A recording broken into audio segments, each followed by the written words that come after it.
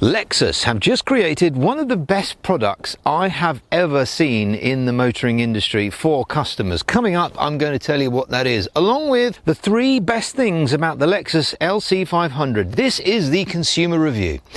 But to be honest, we could just show you pictures of it for 10 minutes. And that would be enough. It's a right-hand drive. When everyone else on the road is driving something that looks the same, you might be wanting something a little different, a little more, without so much. That's where this comes in, the LC500. Arguably, Lexus have created the least annoying supercar in the whole world. It took more than 4,000 designers, technicians and engineers to build this masterpiece with an old school, naturally aspirated V8 engine. What's one of those? Never mind. With 460 horsepower. If you live in the UK, you might want to go for the 3.5 V6, which is a 500H. It has less horsepower, but obviously the fuel is even more expensive in the UK than it is in America. You think you've got it bad in America? Wow. Anyway, the thing that gets me on this is that this design is actually 10 years old. 10. Wow. And it still looks good today. So much so that in my entire week with this car, at least one person a day wanted to ask me about it. 0 to 60 on this car is about 4.7 seconds, which in layman's terms means that if you were going to try and race, say, an S3 or a Golf R, well, you might lose. And that's embarrassing because this is £90,000. That's not to say this is slow, because it isn't. 170 miles an hour in something that weighs 2 tons will remind you, and of course the soundtrack, that you are driving a supercar, not a hairdryer.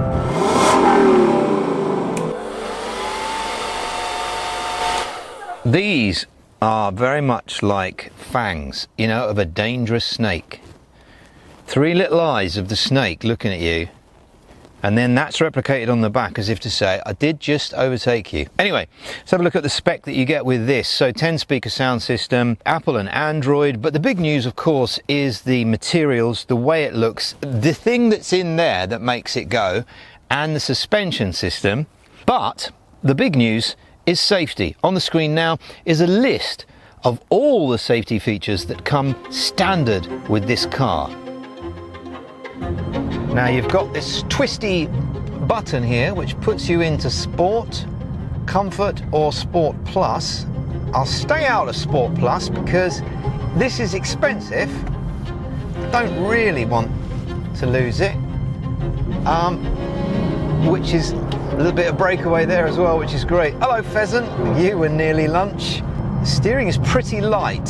Some people say there isn't much feel, but I certainly can feel everything going on here. And what's really interesting about this seat is it's been specifically designed to be exactly on the center of gravity. My hip position, center of gravity. There really isn't anything like this actually. I think the star in this car is the chassis, because it's so up together, it feels its price, and it's fun without being tiring. You know, like if you get an M car,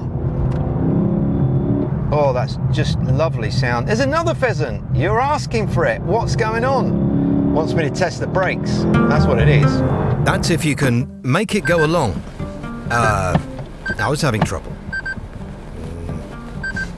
That's it. I think I might have got it. Yep, there we go. Weighing in at 4,431 pounds, or just over 2 English tons, you might think it feels unwieldy, but it doesn't. And believe it or not, on a journey of 60 miles, I achieved 39 miles to the gallon. And here is evidence, proving they've really made a lot of effort with this car. And for instance, these sounds that I'm hearing now have been specially designed by an audio engineer. This car has been in a studio with a shotgun mic. They've taken the roof off and he's revved it, and he's tuned it up. The gears are also tuned. There's 10 gears that change in, I think it's 100 milliseconds. That's 10 gears. 10. There's so much detail in here, it's almost hard to fathom. The materials are exquisite. Now, normally, supercars are very hard, they're very stripped out. Things like the infotainment or the binnacle is kind of an afterthought, and everything you touch isn't really that nice. And well, there are some, I'm not saying all supercars. If you've got a supercar, apologies. But here is just superb. Even the aluminium on this grab bar, there's another grab bar on this door and on the passenger door. On top of this binnacle is kind of a Alcantara, expensive Alcantara, and the same for here. These little microphones here are reducing the sound in the cabin by sending opposing frequencies in. And the buttons, I love this gear stick. This is just so good quality. And the buttons, you'll just want to press them because they feel good. And by the time your order comes through, your system, your infotainment system, will be different to this one. I suspect they're going to put the NX new system in this car, and as you can see here, it's very different. I think the only thing that's in the NX that won't be in this will be all the disco lights. I don't think the customer base for this wants disco lights inside. Anyway, Apple CarPlay is standard, of course, in here, Android Auto, and you will basically beautifully move this along to find your cup holder, and then your phone is in there, out the way, legally, and plugged in. And again, probably by the time you get yours, it will be wireless. Cup holder there and cup holder there, which is very nice. This only opens from the driver's side. And actually, oh my God, the engineers!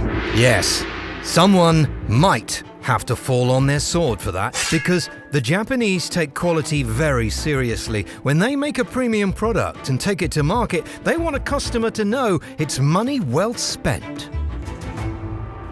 That brings us on to costs. First of all, insurance. Very surprised. £550 a year for this for me. It will be cheaper for the 3.5 V6. Not sure about the convertible. You might want to have a check, but that is really good for a V8 supercar. You'll need to find something like £1,200 or £1,300 a month to get into one of these, plus your advance rental. VED is around £40 a month because, of course, this car is over £40,000, so £40 a month for that, and then £41 a month for your servicing if you do 10,000 miles a year. Not bad. Right, good. Next, my top three. Number one is the warranty. Lexus Relax, their latest offering for peace of mind, delivering a 10-year warranty, renewing it every time you have a service after the 3-year warranty has elapsed. Of course, you might not need it, but the fact that they are that confident is very impressive. Number two is how it looks, because from every angle, from every perspective and in every light, this is not really a car, it's more art. This is the sort of car you would drive to a country pub. Do they have country pubs in America? And they don't. A country bar? You would drive to a ranch and you would park outside, get a beer and just look at it. And three, call me boring, but running costs, because running one of these is cheaper than one of the old-fashioned M3 V8s. Yeah, what? Oh, sorry, I was just sitting on it just for a second.